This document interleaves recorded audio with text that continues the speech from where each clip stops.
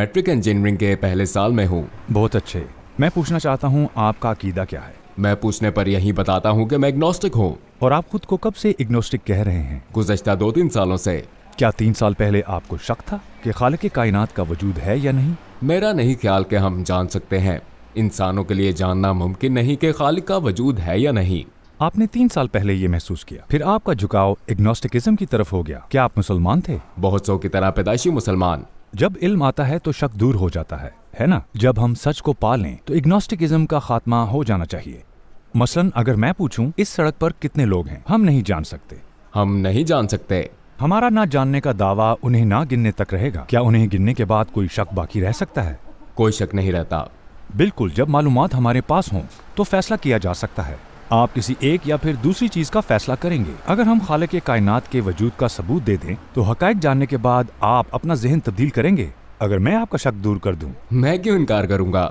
اس کا کوئی فائدہ بھی نہیں ہے. نیوٹن کا ایک عمدہ قول ہے اور اسے بابائے سائنس مانا جاتا ہے. اس نے کہا تھا خالق کو اس کی تخلیقات میں ڈھونڈا جا سکتا ہے. دور جدید کے بڑے عالم دین بدیع الزمان سعید نوروسی کہتے ہیں فن کے ایک عمدہ شاہکار کی تخلیق کے لیے ایک فنکار کا ہونا ضروری ہے. آئیے اسی منطق کے ساتھ سمجھتے ہیں. مثلا انسان میں ظاہری آنکھ اور ذہن کی آنکھ دونوں ہوتی ہیں. ذہن کی آنکھ کیا ہوتی ہے؟ جب ظاہری آنکھ ذہن کے بغیر دیکھتی ہے تو یہ بصارت استعمال کرتی ہے، لیکن ذہن کی آنکھ یہ ظاہری آنکھ کی بصارت کو استعمال کر کے فیصلہ کرتی ہے. جیسے کہ آپ سورج کو دیکھتے ہیں تو آپ کیا سوچتے ہیں؟ بڑا ہے یا چھوٹا؟ یہ دیکھنے میں چھوٹا لگتا ہے، لیکن جب ذہن کی آنکھ کام شروع کرتی ہے تو ہم علم کے ذریعے جانتے ہیں کہ یہ کتنا بڑا ہے. اس بات کا علم کہ کسی چیز اور دیکھنے والے کے درمیان فاصلہ بڑھنے سے وہ چیز چھوٹی نظر آنے لگتی ہے، اور پھر آپ کہتے ہیں کہ یہ بڑا ہے، لہٰذا آنکھ نے غلطی کی لیکن ذہن کی آنکھ نے نہیں کی. مثلا کیا آپ نے مونا لیزا کی پینٹنگ کے بارے میں سنا ہے؟ جی ہاں. یہ بیش قیمت اور انتہائی مشہور ہے نا؟ آپ اس کے متعلق کیا جانتے ہیں؟ اس کی مختلف تشریحات کی جا سکتی ہیں. ہر فرد اپنے لحاظ سے اسے سمجھتا ہے.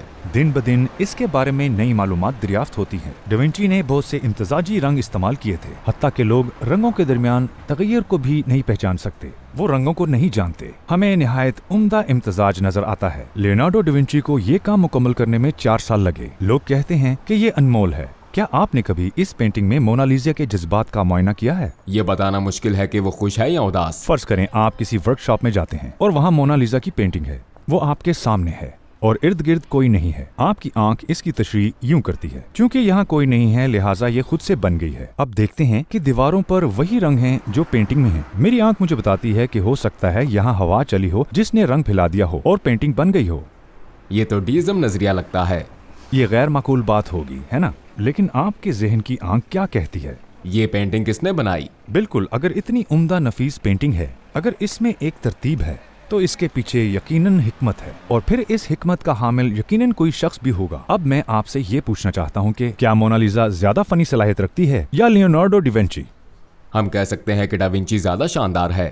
یقیناً وہ اپنی تخلیق سے زیادہ فنی صلاحیت رکھتا ہے. آپ انسان کے جسم کو جانتے ہیں. انسان کے جسم میں 60 کے قریب عناصر ہیں. عناصر کی ترتیب انتہائی حساس ہے. اگر معمولی تبدیلی بھی واقع ہو جائے تو بیماری آ جاتی ہے نا؟ بالکل. جسم میں بہت سے عناصر ہیں جیسے کہ آئرن اور کاپر. اگر کاپر میں کمی ہو جائے تو صحت کے مسائل پیدا ہو جائیں گے، کیونکہ کاپر خون کو بیلنس کرتا ہے. لہٰذا میں یہ کہوں گا کہ عناصر کو درست مقدار میں یکجا کیا گیا اور ایک حیرت انگیز انسانی جسم تخلیق پایا. ٹھیک ہے؟ ہاں، ایک شاہکار تخلیق ہوئی، لیکن اگر خالق موجود ہے تو؟ میری بات مکمل ہو جائے پھر آپ اسے سمجھ سکتے ہیں. میں آپ سے ایک چیز پوچھتا ہوں، پھر مائکروفون آپ کے حوالے. ہم متفق ہیں کہ مونا لیزا کے خود سے تخلیق ہونے کا کوئی امکان نہیں. تو انسانی جسم جو مکمل طور پر متوازن 60 سے زیادہ عناصر کا حامل شاہکار ہے، اتفاقاً کیسے تخلیق ہو سکتا ہے؟ کیا یہ امکان ہے کہ اس کا خالق موجود نہیں؟ ہم کہہ چکے ہیں کہ مونا لیزا کو لازماً کسی فنکار نے بنایا ہے. تو کیا اس بات کا امکان ہے کہ خود لیونارڈو ڈاونچی کو کسی فنکار نے نہیں بنایا ہوگا؟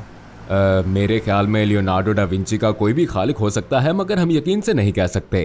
لیکن ہم اس پر تو یقین رکھ سکتے ہیں کہ کیا ہو سکتا ہے اور کیا نہیں. جیسا کہ ہم نے کہا، اگر ایسا ہوتا کہ ہوا رنگ کو بکھیر کر مونا لیزا تخلیق کر دیتی، یہ نہیں ہو سکتا تھا. تو پھر کسی نے انسان کو بھی بنایا ہے. چلیں ہم کہتے ہیں کہ ایکس نے اسے بنایا، مثلا ایکس یا وائی نے، لیکن میں اسے بنانے والے کی صفات کا پتہ لگا سکتا ہوں. اس کے پاس لازماً حکمت ہے. اگر مونا لیزا کی پینٹنگ ذہانت کے بغیر نہیں بن سکتی تو انسان اس کے بغیر کیسے بن سکتا ہے؟ اور در حقیقت یہاں تو کروڑوں انسان ہیں، یعنی کروڑوں شاہکار ہیں. پھر کیا ہم کہہ سکتے ہیں کہ وہ علم والا ہے، خواہ وہ جو بھی ہو؟ اگر کوئی خالق ہے تو ہم کہہ سکتے ہیں کہ وہ علم والا ہے. کیا صفت کو اسم کے بغیر بیان کیا جا سکتا ہے؟ مثلا میں نے کہا بہت ذہین، تو کسی نے دھیان نہیں دیا. آپ کو پوچھنا چاہیے کون ذہین ہے؟ اگر میں کہوں کہ فلاں ذہین ہے تو میں نے یہ صفت کسی شخص سے منسلک کر دی، ٹھیک ہے؟ ہم اس سوال کا جواب ضرور دیں گے اگر ہم یہ مان لیں کہ کوئی ذہین ہے تو ہم خود بخود خالق کا وجود مان لیتے ہیں۔ کیا یہ ماننا خود بخود نہیں ہو جائے گا؟ ہاں بالکل۔ ہم کون سی دیگر صفات کو دیکھ سکتے ہیں؟ اگر خالق خود زندہ نہ ہو تو کیا زندگی تخلیق ہو سکتی ہے؟ نہیں۔ تو پھر ہمیں کہنا پڑے گا سب سے اہم پہلے زندگی، دوسرا حکمت، تبھی وہ اتنا ماہر فن ہے، تیسرا قدرت، قدرت کیا ہے؟ جو چاہنا وہ کرنا، ٹھیک ہے؟ تخلیق کرنے یا نہ کرنے کا فیصلہ، لہٰذا میں دیکھتا ہوں کہ وہ قدرت رکھتا ہے۔ چوتھا طاقت، طاقت کیا ہے؟ زور، قوت۔ ہاں بتائیں کیا کوئی معذور شخص یہ فن دکھا سکتا ہے؟ یہ مشکل ہوگا۔ اگر وہ حرکت نہیں کر سکتا تو تخلیق نہیں کر سکتا، لہٰذا میں کہوں گا اس کے پاس طاقت، زندگی، قدرت اور حکمت ہے۔ کیا ہم خالق کی صفات تلاش کر سکتے ہیں جسے ہم نے ایکس یا وائی کہا ہے؟ بالکل۔ پھر ہم کہیں گے کہ کوئی ذات موجود ہے، چاہے ہم اسے ایکس کہیں یا وائی۔ ہم کسی ذات کا ہونا تسلیم کرتے ہیں، اگر کوئی ذات موجود ہے تو پھر اسلام ہی کیوں؟ چلیں اس پر بات کرتے ہیں، ایک مثال سے سمجھتے ہیں۔ اگر آپ کسی نمائش کا آغاز کریں تو معلومات دینے کے لیے رہنما کا ہونا ضروری ہوگا، نایاب چیزوں کے بارے میں، کیونکہ منطق، حکمت اور علم کو اس کی ضرورت ہوتی ہے۔ یہی معقول بات ہے۔ ہم کہہ سکتے ہیں کہ خالق نے ایک عظیم نمائش گاہ یعنی اس کائنات کا آغاز کیا۔ سوال پیدا ہوتا ہے کہ اگر آپ ایک چھوٹی سی جگہ پر رہنما رکھتے ہیں تو کیا یہ ہو سکتا ہے کہ اس عظیم نمائش کا خالق کوئی رہنما نہ بھیجے؟ نہیں، ایسا نہیں ہوگا۔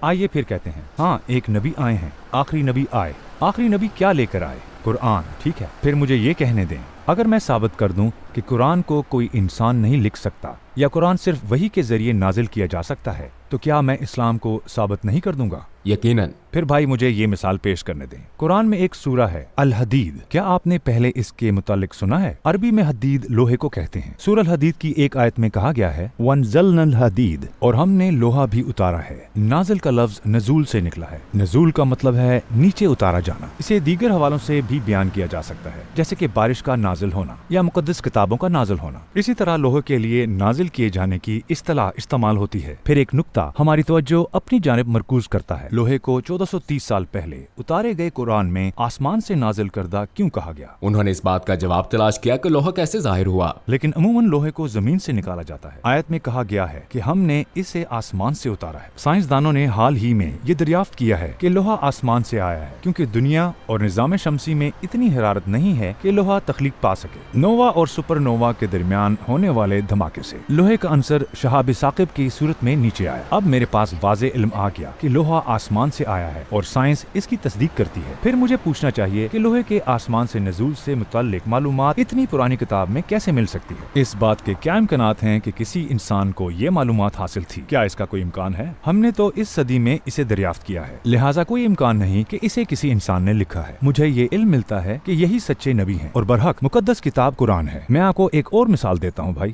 سورہ الزاریات کی آیت 47۔ اس صورت میں ایک جملہ ہے، اللہ فرماتا ہے وَالسَّمَاءَ بَنَيْنَاهَا بِأَيْدٍ وَإِنَّا لَمُوسِعُونَ، اور آسمان کو ہم نے بنایا اپنے ہاتھوں سے اور ہم اس کو توسیع دینے والے ہیں۔ آیت بہت ہی مختلف ہے نا؟ ہاں یہ وسیع ہو رہا ہے۔ ہاں، لیکن ہمیں یہ بات کب معلوم ہوئی؟ مجھے نہیں معلوم کہ کب۔ سن 1929 میں ایڈون ہبل نامی ایک ماہر فلکیات نے ٹیلی اسکوپ کی مدد سے پتہ لگایا تھا کہ ستارے کھل رہے ہیں اور کائنات پھیل رہی ہے۔ سن 1929 تک سائنسی دنیا تسلیم کرتی تھی کہ کائنات ٹھہری ہوئی ہے۔ سوچیں 1430 سال پہلے جب ٹیلی اسکوپ جیسی کوئی ٹیکنالوجی موجود نہیں تھی، کیا یہ امکان ہے کہ کوئی انسان یہ معلومات پا لیتا؟ ہم نے حال میں اسے دریافت کیا ہے، حتیٰ کہ 1929 تک سائنسی دنیا کو بھی یہ معلوم نہیں تھا۔ کیا اتنا عرصہ پہلے کوئی یہ باتیں جان سکتا تھا یا پھر یہ علم خالق کی طرف سے دیا گیا تھا؟ ان مثالوں سے ہمیں معلوم ہوتا ہے کہ یہ علم خالق کی طرف سے تھا۔ ہاں، ہم دیکھ سکتے ہیں کہ انسان اسے نہیں لکھ سکتا۔ میں نے آپ کو صرف 2 مثالیں دی ہیں، میں 10 اور دے سکتا ہوں۔ بہت سے ثبوت اس بات کا امکان ختم کرتے ہیں کہ قرآن کسی انسان کی لکھی ہوئی کتاب ہے، جیسا کہ کائنات کا پھیلنا اور لوہے کا نازل ہونا۔ اس کتاب میں شامل یہ ساری معلومات کیا نہیں بتاتی کہ خالق موجود ہے جس نے اس کتاب کو رہنمائی کے لیے نازل کیا؟ یہی معقول بات ہے۔ کوئی اور بات جو ذہن میں ہو؟ میرا کوئی سوال نہیں ہے۔ آپ کیا سوچ رہے ہیں؟ کیا آپ آئیں گے؟ میں آؤں گا،